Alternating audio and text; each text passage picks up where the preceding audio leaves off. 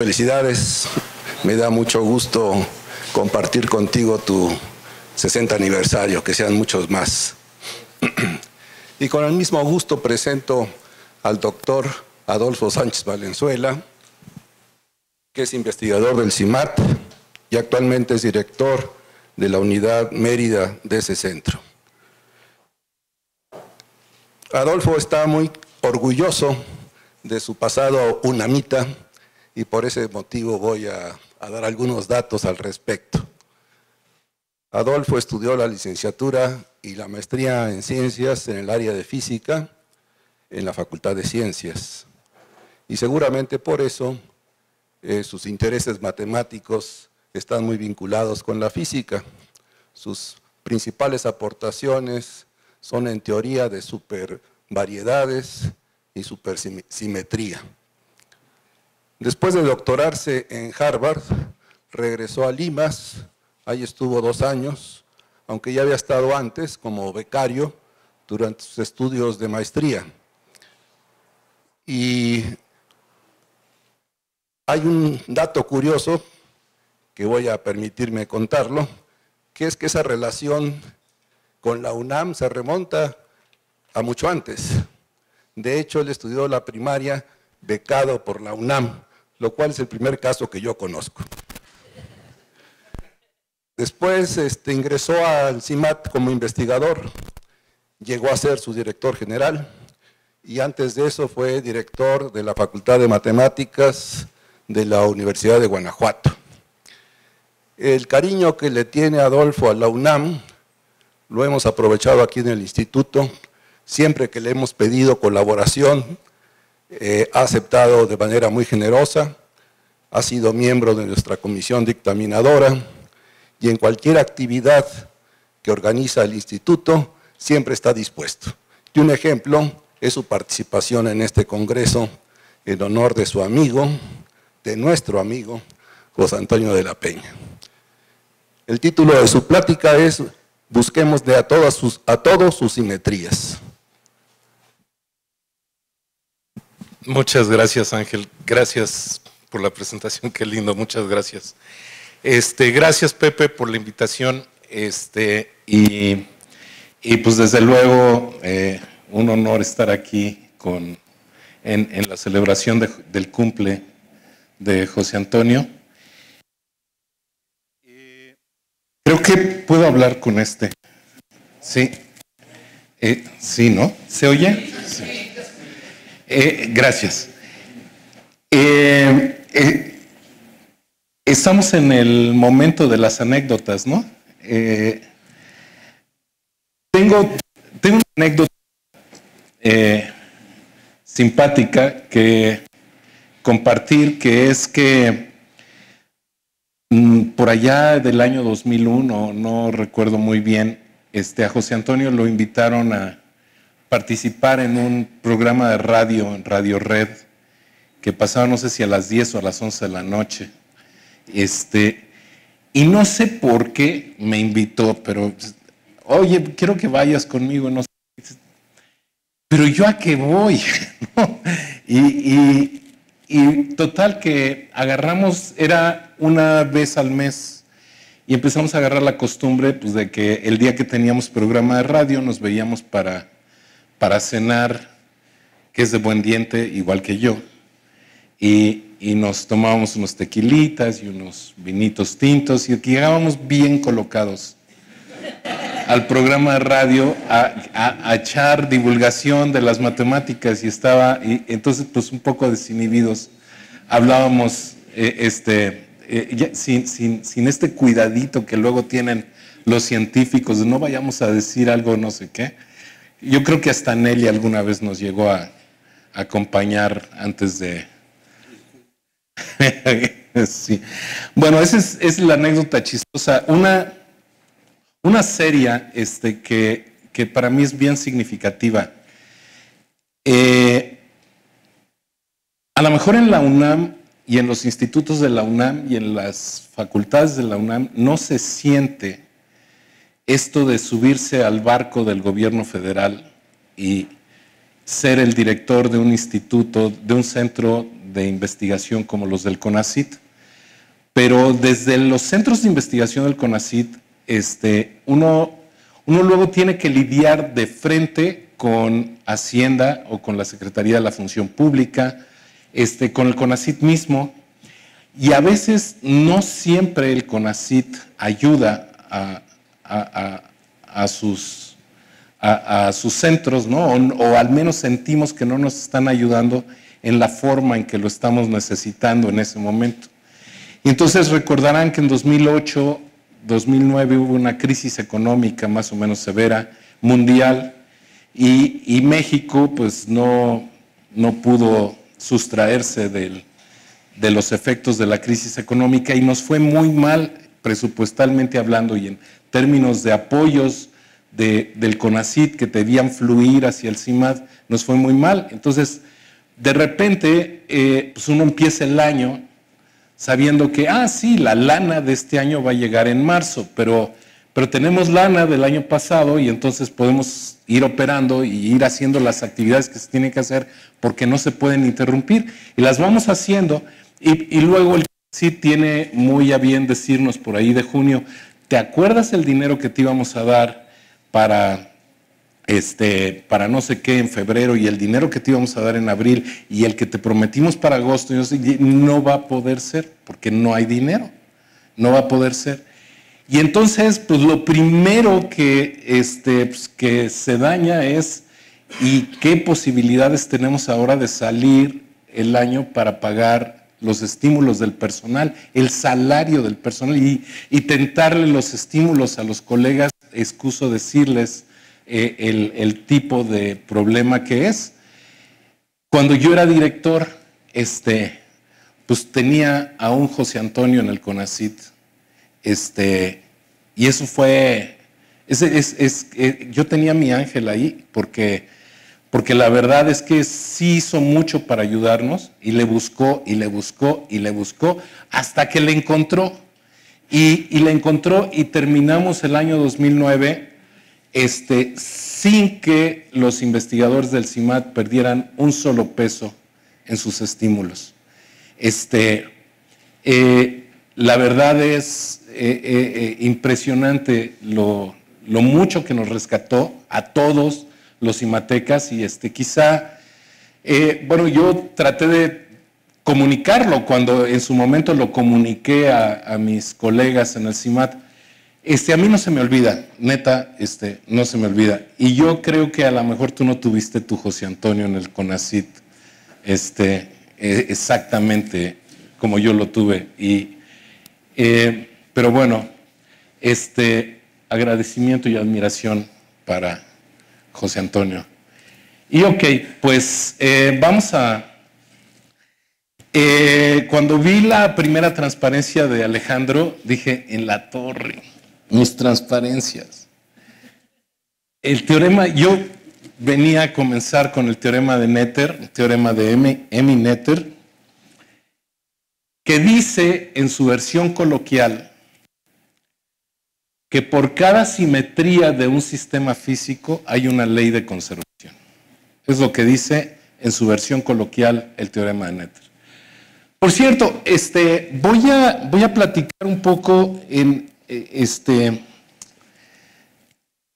yo creo que soy matemático. A veces no sé muy bien lo que soy, pero como dijo Ángel, estudié física y luego tengo un caso así de split personality.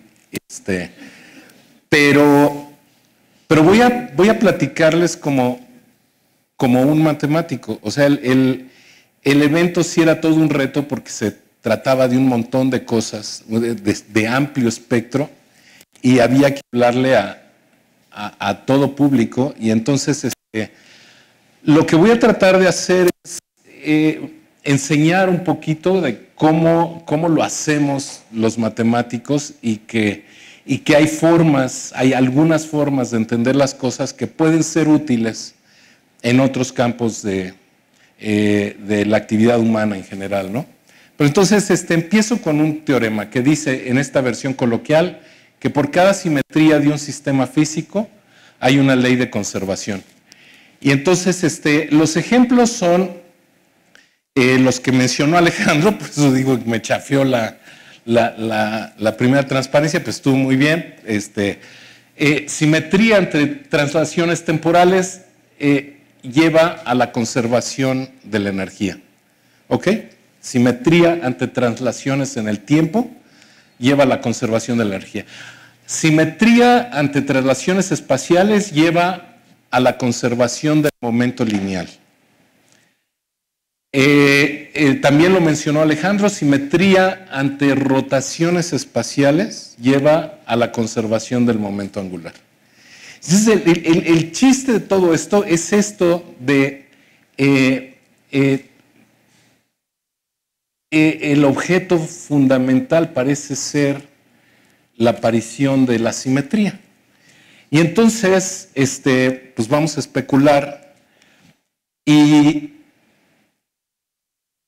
será más fundamental el asunto de la simetría que o sea, habrá algo en el sistema físico, su simetría, que si yo entiendo bien esa simetría, ¿podré decirles todo acerca del sistema físico?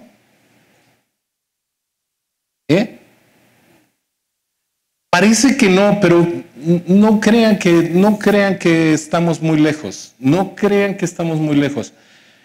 Conocer todas las leyes de conservación de un sistema físico permite conocer el sistema físico. Le meteremos el diente con mucho conocimiento. Como se trata de elucubrar y filosofar, pues vamos a irlo haciendo, ¿no? Poco a poquito. Entonces, la especulación la repetí nada más para dejarla ahí, pero tenemos razones para especular de esa forma. O sea, hay ejemplos en la naturaleza, por decirlo de esa manera, para que no suene tan jalado de los pelos como parece. El estudio de la geometría, me voy a ir al estudio de la geometría. El estudio de la geometría, a la Felix Klein y Sophus Lee, es una manera de ver la geometría. En su versión coloquial dice lo siguiente. Dice, estudiar geometría es estudiar las propiedades. Esto es, cuando digo propiedades, quiero decir relaciones entre cantidades que describen esas propiedades. O sea, hay que hacer algunas cuentitas, hay que tener coordenadas, hay que tener números, pero vean, la filosofía del asunto es el estudio de la geometría, es el estudio de las propiedades que permanecen invariantes ante la transformación de un grupo G que uno escoge a priori. ¿Ok? Uno puede escoger el grupo G a priori. Y la razón por la que, perdón, antes de ver, bueno, cómo funciona este enfoque en la física, pues igual que en la geometría.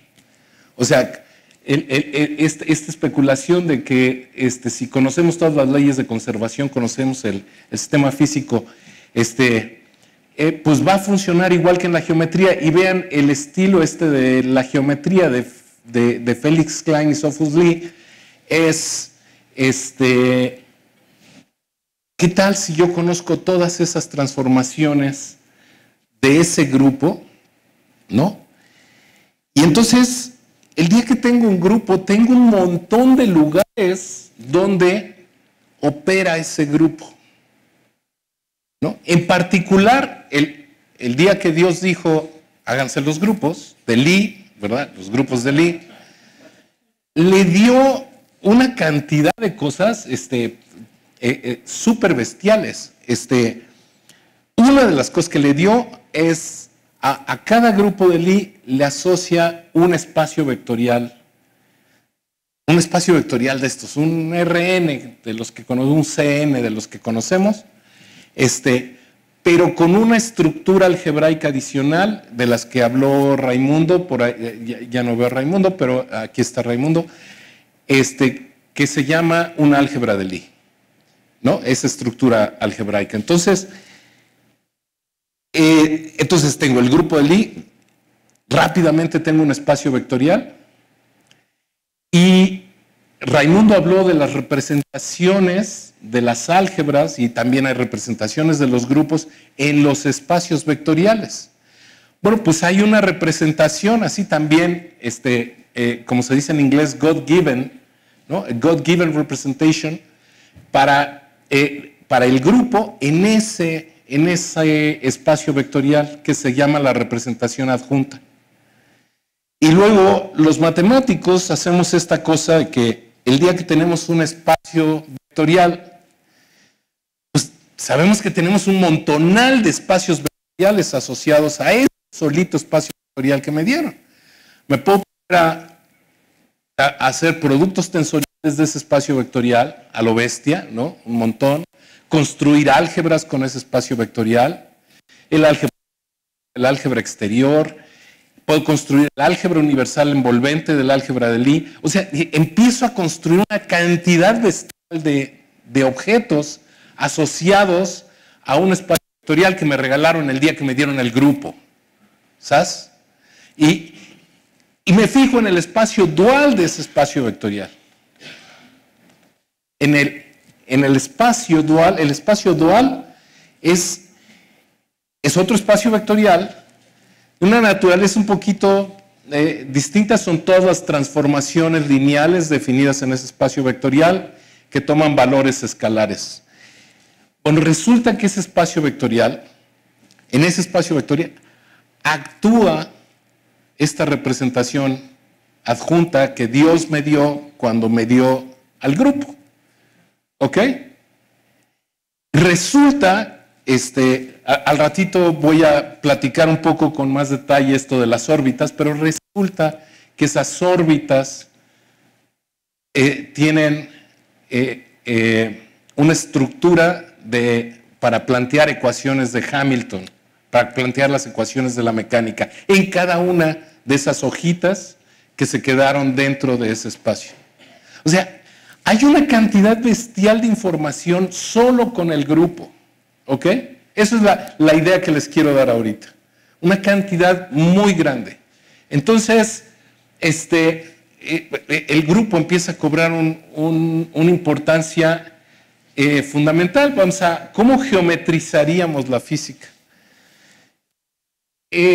Vamos a suponer que X es un espacio, y lo pongo ahí con itálicas, espacio, vamos a ver qué onda, modela, al menos localmente, al menos alrededor hay un punto, una vecindad del punto, y en esa vecindad va a suceder esto, que modelo las configuraciones o los estados de un sistema físico. Me creo eso.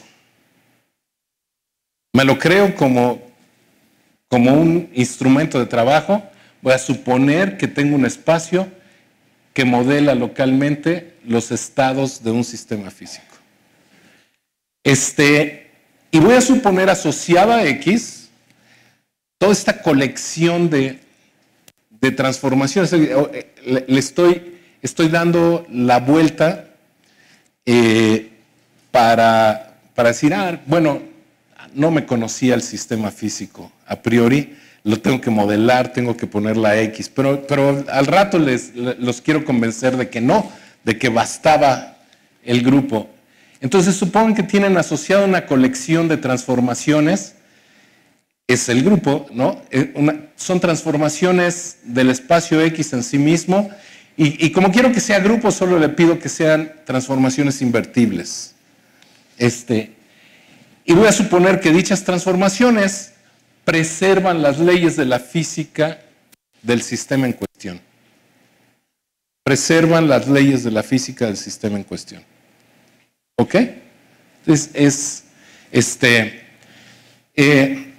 la especulación ahora, o hipótesis de razonabilidad o racionalidad, o ¿no?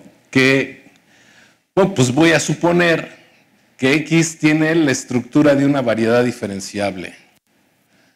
Pues, a ver, ¿qué quiero decir con eso? Voy a suponer que X es ese espacio que modela localmente las configuraciones. En una primera instancia, en una primera aproximación, me gustaría suponer que localmente se ve como los espacios más bobos y más sencillos que tenemos a nuestro alcance, que son los espacios vectoriales. Supongo en una primera aproximación que es localmente, ¿sí? Se puede ver, ¿no? Le paso la lupa a una región de X y bajo la lupa, bajo el microscopio, lo que veo es como un espacio vectorial, como un trocito de espacio vectorial. Y eso lo hago, entre otras cosas, porque también sé cómo tomar derivadas, me sé todo acerca de las funciones entre los espacios vectoriales y me sé todo acerca de las funciones diferenciables entre los espacios vectoriales y sé tomar derivadas y entiendo eso, entiendo el asunto de los cambios, ¿no? Las razones de cambio y parece que ese ha sido un ingrediente muy importante en la física. Esto de entender las razones de cambio. Y voy a suponer que G tiene la estructura de un grupo de Lie, o sea, de estos que muy bonitos. ¿Qué es un grupo de Lie? Pues es un grupo que es variedad diferenciable, o sea, es un grupo, ¿no? Y localmente, si voy y lo veo con una lupa, lo que veo es una región de un espacio vectorial común y corriente. Y siempre de la misma dimensión. No importa dónde vaya y coloque la lupa. Y entonces es un grupo de esos bajo la operación de componer funciones, de componer esas funciones que están ahí. Sí, lo estoy realizando de esa manera, como las transformaciones de un cierto espacio. Pues es una hipótesis, pero tiene que ver con que las variedades diferenciables, ¿no? Al verse localmente como espacios vectoriales, nos estamos metiendo un strike enorme. O sea, estamos pensando que podemos extrapolar nuestros mecanismos de medir distancias y tiempos, por ejemplo, que los podemos extrapolar y llevar hasta lo más chiquito, y como se trata de espacios vectoriales, supongan que se trata de espacios vectoriales sobre los reales. Supongan que el modelo físico es un modelo de una dimensión real. Si fuera de una dimensión real y estamos midiendo distancia, estamos diciendo, al modelarlo sobre los reales, estamos aceptando de alguna forma la hipótesis del continuo. Entre cualesquiera dos números hay otro número, y hay una infinidad de números, y estamos a la hora de hacer estos modelos, ¿no? Medio que extrapolamos la idea de que cualquier cosa la voy a poder medir, y si es un número real, lo voy a poder medir. Y entonces está claro que, afortunadamente, yo sé, porque tengo cuates físicos, ¿no? que bueno, que no saben que no siempre se puede modelar en variedades diferenciables y luego hay que usar otro tipo de espacios para modelar las cosas, ¿sale? Pero entonces hay que tener cuidado a la hora de formular las relaciones entre las cosas, no serán ecuaciones diferenciales como estas que escribimos siempre. En fin, bueno, vamos bien hasta ahí. Entonces sigo con este rollo de geometrizar la física, estudiar G para proceder como uno procede en la geometría, pues lo que uno hace es estudiar G, se toma muy en serio el grupo, por lo que les dije, y su acción en los objetos geométricos de X. Su acción en los objetos geométricos de X. ¿Qué es eso de los objetos geométricos de X? Pero si yo conozco la acción de G en los objetos geométricos de X, voy a conocer X. O sea, le voy a sangolotear a todo lo que pueda sangolotearle al grupo, ¿no? Todos los lugares donde yo sé que tiene una realidad, que tiene una manifestación, que tiene algo que hacer el grupo que me dieron, que presumiblemente observa las leyes de la física del sistema que yo quiero estudiar, para comprender el sistema que quiero estudiar. Y entonces, Entre los objetos geométricos definidos en X, tenemos, esta es una idea que es más o menos intuitiva, que más o menos todos tenemos, los campos de vectores definidos en X. Los campos de vectores definidos en X. Para soportar la idea intuitiva traigo un dibujito. Ahí está X, es un lugar que localmente, si uno lo ve con lupa, esa sabanita localmente se ve como R2, o sea, como una región del plano euclidiano, es X. Le pongo su punto, un punto X, y a cada punto, ¿no? La función a cada punto de X, como ese X chiquito, le va a asociar un vector que se llama f de X. ¿Sale? Y a cada punto le asocia, esos son los campos de vectores. Y en los espacios vectoriales tenemos los vectores y tenemos los escalares. Entonces, pues también tenemos campos de escalares, ¿no? Es como la temperatura. A cada punto de este cuarto le asociamos su temperatura, es un campo de escalares. También tenemos campos de tensores, esto que les decía, el día que me dan un espacio vectorial, uy, yo tengo un montonal de espacios vectoriales ya, God given, nada más el producto tensorial es God given y todas estas álgebras que uno construye, pues son muy naturales, uno tiene todas estas cosas. Entonces, hay otros objetos geométricos que no son tensores, que se llaman conexiones, que sirven precisamente para tomar derivadas. Pues también hay campos de eso. Hay campos de todo. Entonces, hay campos de todo. Y la cosa es que el grupo actúa en todos esos objetos geométricos. La estructura de los espacios de objetos geométricos todos son funciones que nacen del espacio X, donde estamos modelando, y que unos serán vectores, otros serán escalares, otros serán tensores, otros serán conexiones. Entonces, como que hay un modelo en el otro espacio, ¿no? Que me dice cómo son las funciones. Para acordarme del modelo, uso esa letra Y. Los ejemplos, Y es un espacio de vectores, o de escalares, o de tensores, o de conexiones, o de lo que tenga que ser. ¿Sí? Pero ese es como la estructura que tienen. Y como decía, Y es un espacio de vectores, tensores, etcétera, y viene equipado siempre con una función. Siempre viene, ese espacio viene equipado, el espacio de los objetos geométricos viene equipado con una función que sabe en qué punto está el vector, o en qué punto está el tensor, en qué punto está la conexión, en qué punto le están calculando. Esa es la función, se acuerda cómo regresar a cada punto. ¿Sale? Localmente, entonces, esto es un producto cartesiano, es un producto de dos espacios, X con Y. Lo que pasa es que pues, uno pone por Y espacios vectoriales, o los reales, o los complejos si se trata de escalares, o otros espacios vectoriales o espacios tensoriales. Pero uno básicamente lo que tiene es eso, y esa función localmente se ve simplemente como que se olvidan de la Y, proyectan, es recordar de qué pistola salió el vector, o de qué pistola salió la temperatura, o de qué pistola salió la conexión. Y los campos de objetos, entonces son funciones, como lo habíamos dicho antes, son funciones así, que saben cómo regresar, que saben en qué punto le están calculando su vector, ¿no?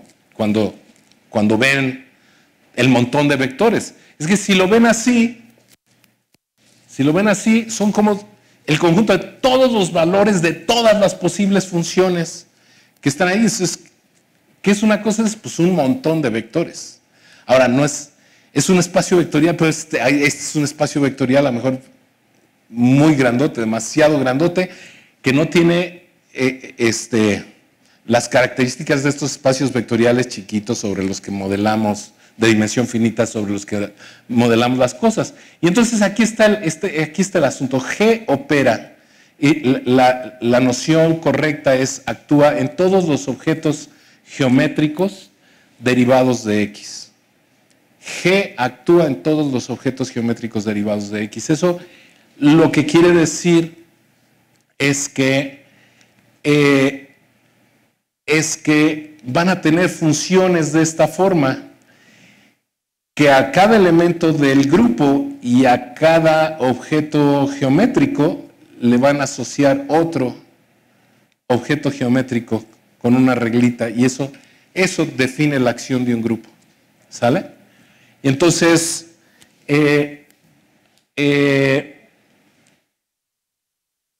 les había dicho, teníamos que suponer como parte de la especulación, de la hipótesis de razonabilidad, que X tenía la estructura de una variedad diferenciable. Y eso es para poder tomar derivadas. Eso quiere decir en este esquema que yo les estoy describiendo, que modelamos sobre variedades diferenciables, que voy a poder tomar derivadas. Eso quiere decir que hay operadores diferenciales. Entonces, ¿qué es un operador diferencial? ¿Cómo percibimos los operadores diferenciales?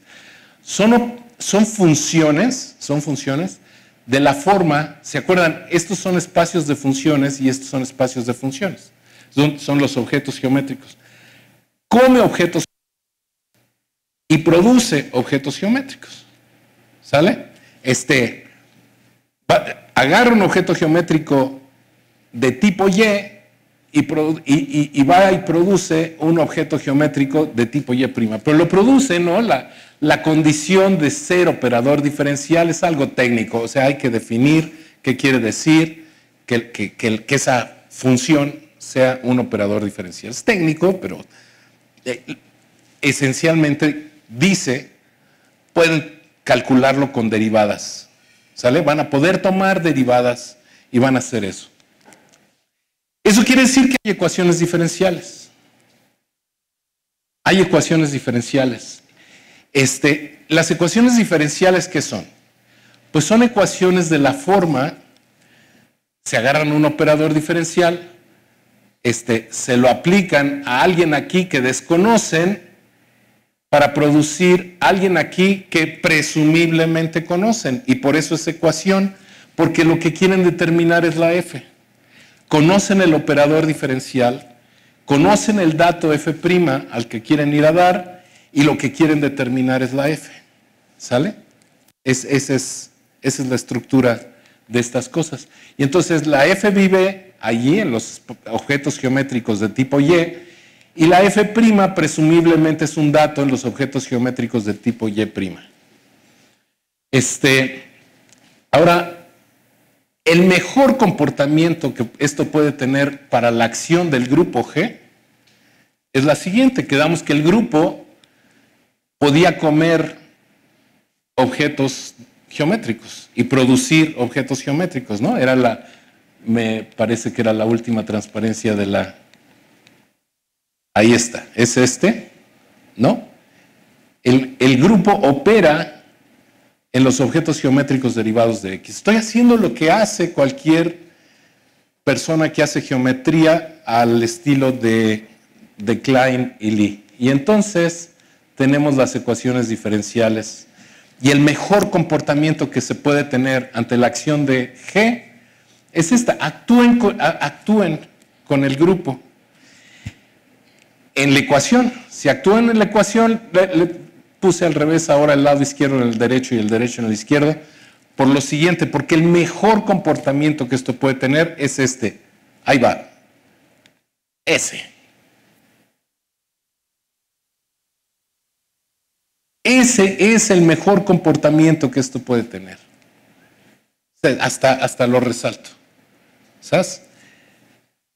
Esto es buenísimo. Los físicos, ¿no? Y los geómetras se la pasan buscando operadores diferenciales que conmuten con la acción del grupo.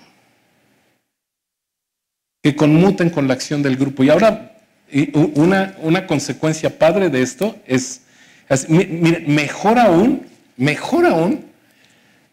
si el grupo no le hizo nada al dato. si para cualquier elemento del grupo que pongan ahí no le hacen nada al dato. Porque si no le hacen nada al dato, entonces, es decir, cuando el dato es un invariante, lo que se llama es un invariante del grupo, cuando no le hacen nada al dato, entonces G transforma soluciones de la ecuación diferencial en soluciones de la ecuación diferencial.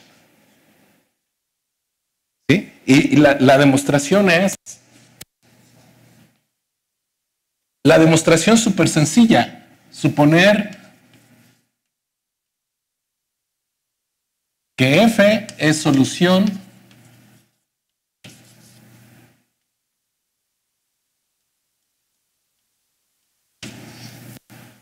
¿sale? Y vamos a suponer que el grupo hace lo que dijimos ahí que tenía que hacer. Por un lado,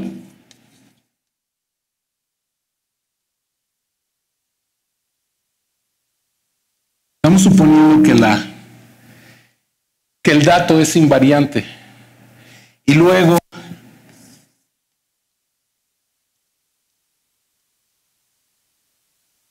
que el comportamiento que tiene la acción del grupo es este. ¿Sale? Pero como el dato es invariante, esto era F'. Entonces vuelvo a tener una ecuación así.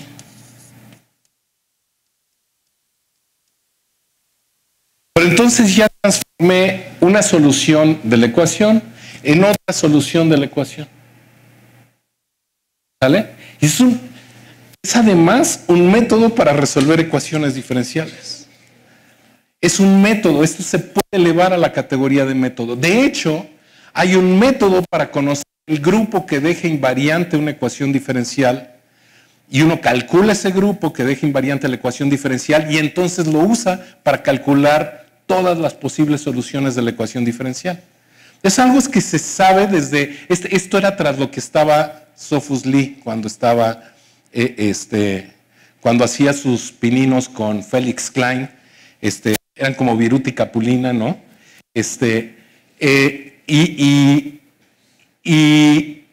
Y tras lo que andaban era tras resolver ecuaciones diferenciales. Estaban tras una especie de teoría de Galois, pero no para ecuaciones algebraicas, sino para ecuaciones diferenciales. ¿Vale? Y entonces,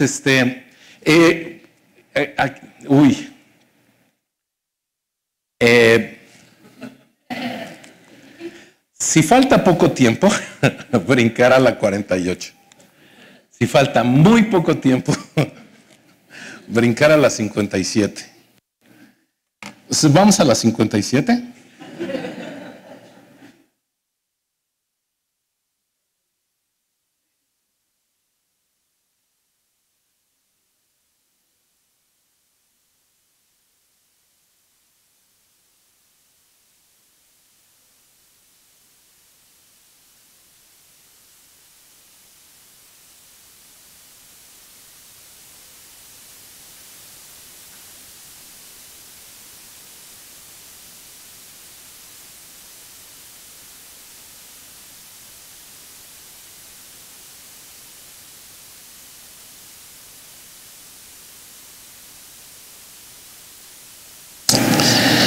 A ver, supongan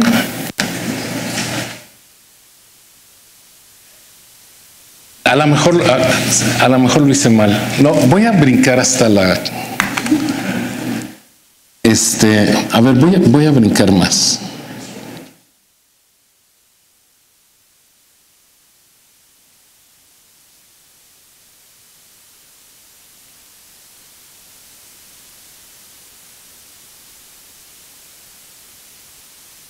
Entonces quedamos, los grupos actúan en objetos geométricos.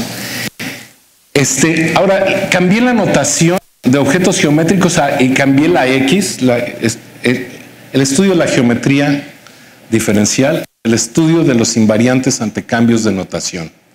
¿Ok? Entonces, yo estoy aplicando justo ahorita el estudio de la geometría ante cambios de la notación. Entonces, ya cambié la notación. Antes X era el espacio que modelaba no sé qué, no sé qué. Ahora X es cualquier espacio. Cualquier espacio. Sí, un grupo, y el grupo no necesita ser de Lie, actúa en un conjunto si existe una función de esa forma que satisface. Hay un elemento en el grupo que es especial, que no le hace nada a nadie cuando multiplican por él, y entonces ese deja fijos a todos los puntos, y de alguna forma la acción se acuerda de la ley de composición del grupo. Entonces, en la arquitectura de la acción siempre viene el DNA del grupo, siempre viene la ley de multiplicación. Entonces viene una definición: X y X' están en la misma órbita del grupo si hay un elemento del grupo con el que llego de X a X', con la función phi. Y voy a denotar la órbita de X con esta cajita. Y lo que pasa es que estar en la misma órbita es una relación de equivalencia. Estar en la misma órbita es X está en la misma órbita que X. Perfecto. Si X está en la órbita de Y. Si X está en la órbita de Y y está en la órbita de Z, X está en la órbita de Z. También es cierto. Entonces todo eso está en la misma órbita, define una relación de equivalencia, y eso parte al conjunto X en órbitas. Y entonces ahí está mi dibujo de las órbitas. Mi dibujo de las órbitas de G actuando en X. Y entonces quiero indicar con el mismo color que están en la misma órbita. Conjunto X es la unión de todas las órbitas. El mismo dibujo en una versión idealizada y simplificada se ve así. Simplemente lo enderezo y pinto las órbitas así derechitas, ¿no? Y estar en la misma órbita es estar en la misma clase de equivalencia. Ejemplos, pues Raimundo habló de las matrices de 2×2 que tienen el determinante distinto de 0. Entonces este es un grupo que actúa en nuestro amigo de espacio vectorial R2, y la acción es nada más ve y cómete el vector que te toca, ¿sale? Y ya, o sea, aplícale la matriz al vector y esa es la acción, obtienes un nuevo vector, y entonces X se descomponen en dos órbitas, el 0 y el resto. Solo hay dos órbitas.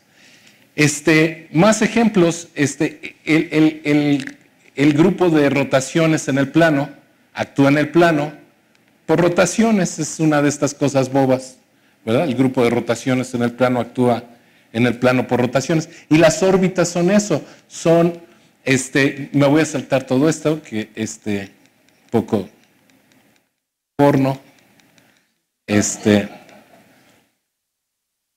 vamos a parametrizar las órbitas. Parametrizar las órbitas quiere decir elijan un punto especial en cada órbita, uno y solo uno, y eso lo parametriza, y el dibujo idealizado y simplificado, pues es esto, cuando el dibujo de las órbitas se veía así, es como escogerse un punto sobre cada una de esas. Y entonces uno puede hablar del espacio de las órbitas a cada uno de esos puntos, como está en una órbita diferente, pues lo puede uno proyectar y llamarle a X entre G el espacio de las órbitas. En este sentido es en el que yo decía, usted se sabe G, sabe un montón de cosas de los espacios donde actúa G, porque en particular G podría actuar, ¿no? Con sus subgrupos, con diferentes subgrupos, en el mismo, multiplicando, ¿no? Y esas acciones pues son muy naturales, vienen del grupo mismo. El resumen de la imagen conceptual es tienen el grupo, tienen el espacio, la notación es esa para la acción de G en el espacio, y tienen el espacio de todas las órbitas, y tienen una proyección que recuerda, que manda cada punto a su órbita. Y tienen funciones que son que tienen esta estructura de los objetos geométricos de los que hablaba antes, que son funciones que van, ahora toma el espacio el papel del espacio X, aquel que modelaba los sistemas físicos, ahora es este.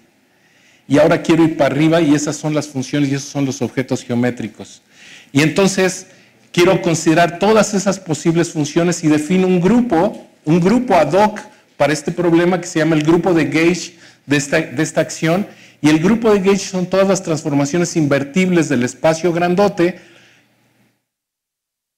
que, si ven bien, dos puntos que están en la misma órbita proyectan al mismo sitio. Y entonces es un hecho que G actúa en ese espacio de funciones, y entonces un ejemplo importante de eso son las conexiones. Una conexión allí, voy a usar la notación más conocida de los físicos, manda ese tipo de objetos geométricos a ese tipo de objetos geométricos, secciones en secciones, y este es como el dibujito. Ese es el dibujito, mandamos secciones en secciones.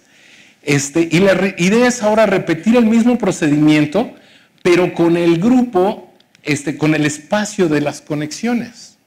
Ahora el espacio X va a ser el espacio de las conexiones.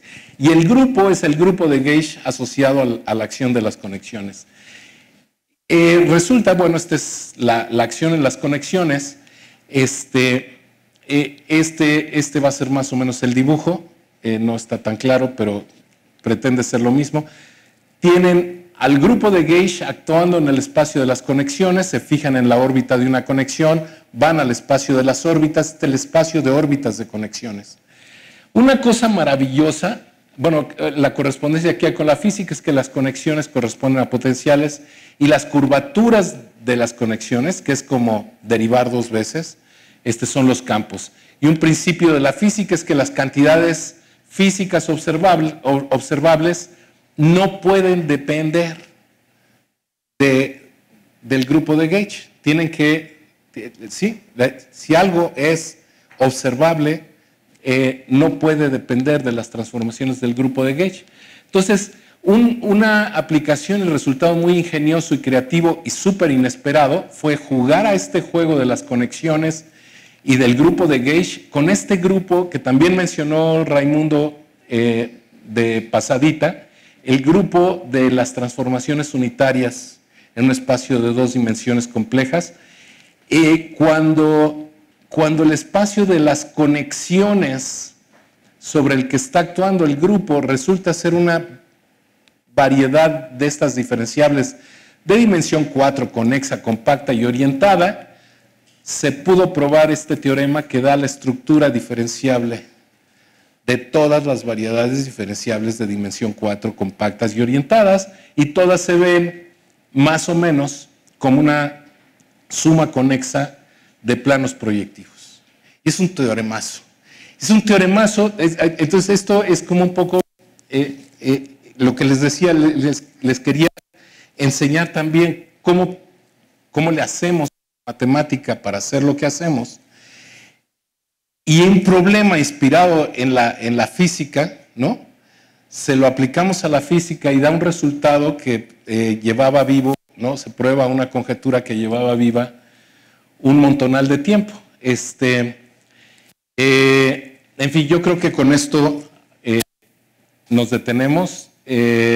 Siento mucho haberme saltado lo que me salté porque a lo mejor le quitó entendimiento y continuidad, pero la moraleja del cuento es que de veras tomarse el grupo en serio, tomar como el centro de atención del estudio mismo, les da un montón de cosas, porque el grupo solito trae un montón de tortas bajo el brazo, pero un montonal de tortas, todos estos espacios y representaciones y acciones, y todo eso, todas esas vienen de manera supernatural, y muchas de esas traen solitas de manera natural sin que tengan que hacer nada, tienen sus corchetes de Poisson, sus ecuaciones de Hamilton, un montón de cosas. Hay un montón de estructura que viene solita con el grupo.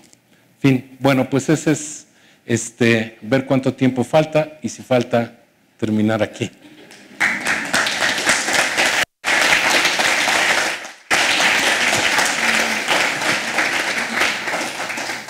Gracias, Adolfo. Gracias.